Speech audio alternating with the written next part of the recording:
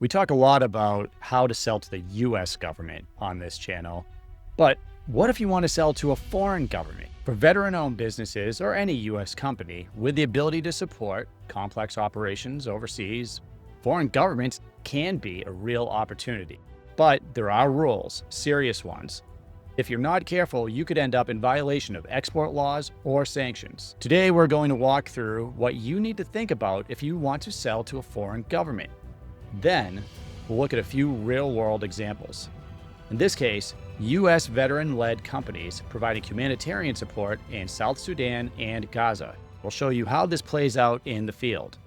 First, we need to understand the difference between foreign military sales and direct commercial sales. Now, FMS, foreign military sales, this is a government-to-government contract.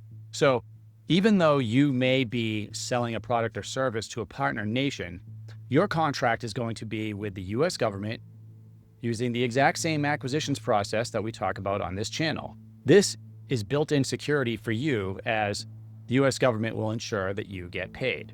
However, the FMS process is known for taking longer and being more complex. Direct commercial sales, or DCS, means you're selling directly to the foreign government. So the U.S. government is not a middleman in this situation. You are billing the foreign government directly, and they will pay you directly. Now, let's look at FogBo, a veteran-owned U.S. company that's been hired by the South Sudanese government to coordinate humanitarian airdrops. According to Reuters, they delivered over 600 tons of food in early 2025 to areas NGOs couldn't reach.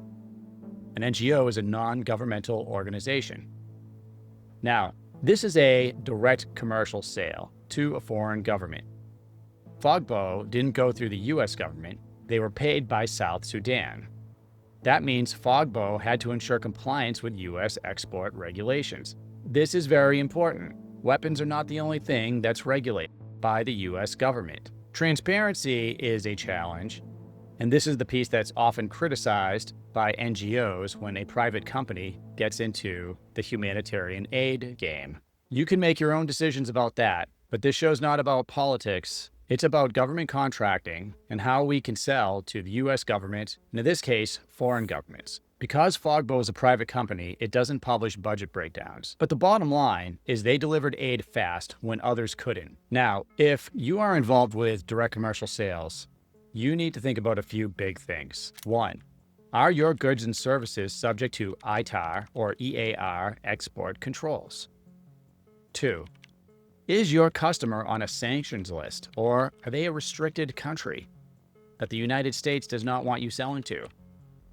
3. Do you need an export license from the State Department or Commerce Department? And 4. Are you following the Foreign Corrupt Practices Act? Ensure you get a lawyer that specializes on this type of law.